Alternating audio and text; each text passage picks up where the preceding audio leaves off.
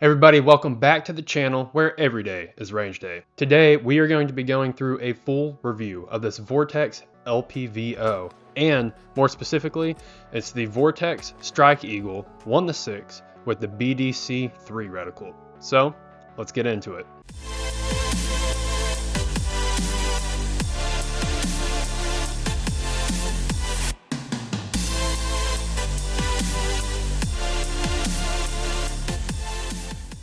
I've had this LPVO for well over a year, maybe even going on a year and a half, 2 years, something like that. But I've spent a lot of time with it. I've had plenty of time to run it on the range and go through the testing. And I will say, as a disclaimer, the only thing I wasn't able to do with this was to test out the reticle. That's something I've been able to do with previous reticles, is to test the ballistics of it and take it out to about 600 yards and see if the ballistic drop reticle actually worked. Due to property restraints and not being able to get access to a range where I can shoot long distances, wasn't able to do that. So if you're looking for something with a long range testing of this, you're not going to find that here in this video. But however, if you're getting a 1-6 times for an AR or something like that, a 1-6 LPVO is great for close to medium range engagements. So I wouldn't be picking this up for like a long distance shooting rifle.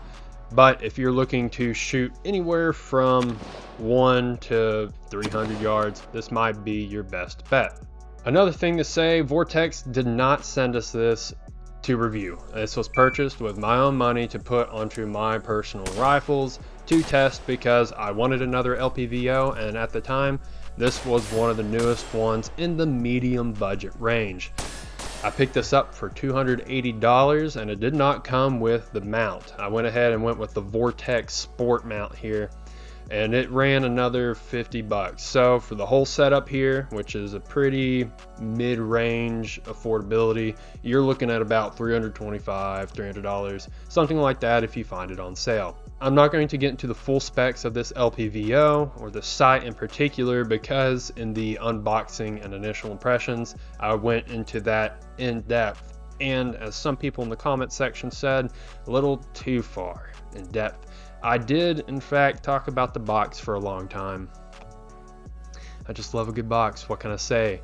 But that triggered several people in the comment section, so I will not even talk about the box, just have it here for display. Overall, it has been satisfactory, especially for the price range. The clarity of the glass is pretty impressive, and you don't really get that clarity of glass unless you start spending a whole lot of money. And there are some people who really nerd out over the clarity of glass. That's something that's not really a problem for me. To be honest, this optic could have used a little bit of shading on the front lens, and we'll get into that here in a little bit. But yeah, clarity of glass, awesome. Had a great field of view with it. Another thing that I really loved was this integrated throw lever. It allows you to, first of all, if you don't like it, it's easy to screw in and screw out, but it's small, it stays out of the way, unlike some aftermarket throw levers that are much longer, stick way far out, which that does have its own benefits if you want more leverage to quickly turn it, but this is perfect. It's minimalistic. I've had no problems with how small this is, and I've been able to twist and throw to whatever variable magnification I want. So that's been great. With some LPVOs, you do get into some eye relief issues. I didn't have very many eye relief issues on this particular optic, and it was very forgiving, especially in that 1x times range. Once you take the magnification all the way out to 6, you do have to fish for that full sight picture a little bit, but that's something that comes down with training. If you're able to get that same muscle memory to bring your scope up in the same position every time, that just comes out with training. I will say, from what I've heard, the 1-6 is better for eye relief, and in general, the further magnification you get on an optic, whether it's like 1-8 or 1-10, sometimes you do have issues with eye relief. But on the 1X, I never had a problem. It was red dot like sight picture. When I brought it up, you could move your eye a good 3 inches, maybe 4 inches. So that's a lot on a rifle if you're thinking about it, but it was great, very forgiving. And I do love the overall shape of the reticle. It's not too busy for me. Some people think it does get a little too busy having a whole lot of like ballistic drop calculations in your optic. That was such a moot issue with me, it didn't even matter. I appreciated the reticle. But keep that in mind, if you don't like a whole lot on your sight picture, you should probably go with something with a different reticle. But a lot of these LPVOs these days do have a whole lot of ballistic drop calculations in their reticles, but if you want something a little more simple, you should probably go with something else. I never had any waterproofing issues, any fog proofing issues with this. I did shoot it in rain and sun and all kinds of weather conditions. But there are 2 issues that I noticed during this, and it's not a deal breaker for if you're thinking about buying this, but it is something to consider. Ever since I first bought this, the strength of the illumination on the reticle has been lacking. If you want to use the powered reticle, which this does have a battery powered illuminated reticle, which is very nice, especially if you're shooting during bright day. Having that red in your sight picture on your reticle really allows that reticle to contrast from the environments around. You have to have it on the highest illumination setting to even see the reticle. This was not something just noticed on full sunny days. On overcast days, early morning, the battery power to the reticle was just lacking. Again, that's not a deal breaker with an LPVO, because even if your battery dies or fails completely, you still have that black reticle and you can still get the job done with it, whatever your mission is. However, it was a little disappointing having that reticle lacking, because having a full power where you could just barely see a little bit of red, you used a lot of battery power, and even with a new battery, it still had the same issues. So that's why a little bit of shading might have been great on the front lens of this optic, because if you have the shading, you don't need as much battery power to the reticle to have that contrast with the red and the environment. So that's my biggest complaint, my biggest takeaway with this is the fact that the reticle lacked some power. Got over it, trained through it. Some days I just turned it off, because if it wasn't going to be working on full power, I might as well just train with the black optic on it. That is something to say though, if you're shooting early hours using this for hunting at dawn, dusk, or whatever, you're going to want that illuminated reticle, and it's better at night. I'm not saying it's invisible.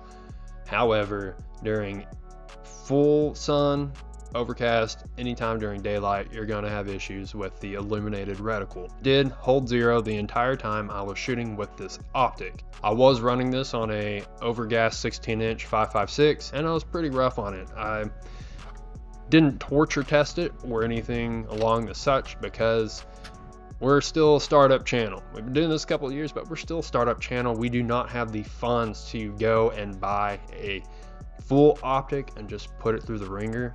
I wasn't gentle with it. I didn't treat it like a little marshmallow. I threw it around. If I was taking my rifle off, I dropped it on the ground. I just wanted to give it a little bit of rough and tumble without destroying it. So I didn't have any issues with it losing 0, and it was the last day I was going to shoot it on the range to get a full review on this optic. And as I was running my last drill with this, I got to the 100-yard marker where I was going to take some shots on some hanging steel, and my crosshair was cattywampus. Instead of it being vertical, it was an X, which was a huge issue.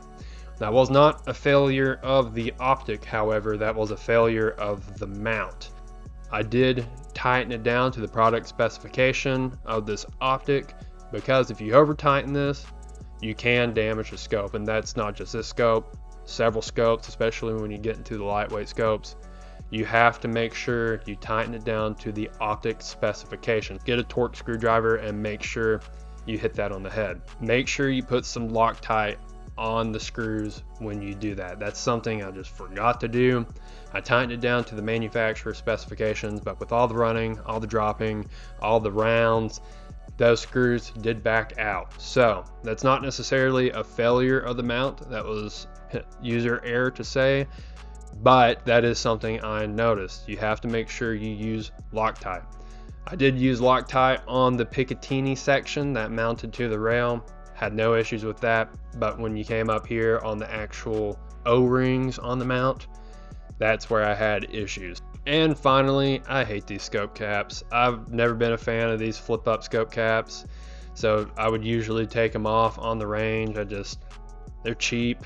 They definitely have use if you're in some really inclement weather, or you're really going through some sandy, muddy areas. It is good to cover up your lens, because that's just a simple way of keeping stuff off of your sight picture. But for me, if there's any rain, I just kind of trained through it. Didn't have any grass or dust or anything like that get on the sight picture, and if I did, I just wiped it off with my shirt or with some loose fabric. Or when I was going from rifle to pistol transitions, I would knock the scope ring off. So there has to be a better way of having like an integrated lens protector on an LPVO, but these little annoying flip up caps, they're just not the way in my opinion.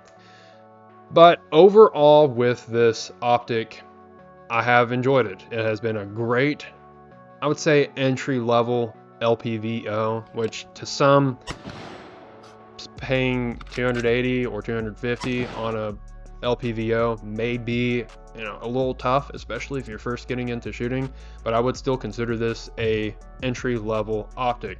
As far as entry-level, low-power variable optics, this is a great one. I would highly recommend this if you're just getting into shooting or just getting into the LPVO world, which they are becoming more and more popular the more that people test them out, and the more that science and technology starts to improve with some of those funky kind of quirks that some of the early models had. This is a great scope to get into a low power variable optic, so I do recommend it. The small issues I had with it have just been small ones. The power was a little disappointing because you could go through batteries fairly quickly, and the scope rings, I wouldn't necessarily recommend this mount. It was fine, it did the trick, but there are some QD mounts out there that are way better for just convenience. If you switch a lot of optics on and off of your rifle, that's great. You can do it very quickly, as the name suggests, but when it comes down to it's not a bad mount, but there are better ones out there. But if you need a mount in a pinch, this one from Vortex did fine. Just make sure you use Loctite on it. And with that, that's going to wrap up my long-term impressions of this optic. I haven't had big issues with it, but just for transparency, I'm going to sell this to Uncle Ray here on the channel.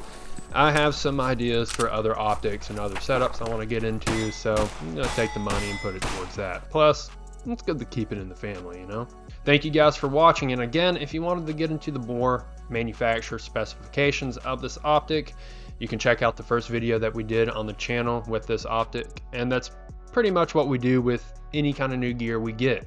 We'll do a first impressions and really go into the manufacturer specifications on it and all the details, and even the box a little bit that we're doing less and less. Then after 6 months to 2 years to 3 years, we do a long-term review on the optic just to see how it holds up over time. And so that's going to wrap it up.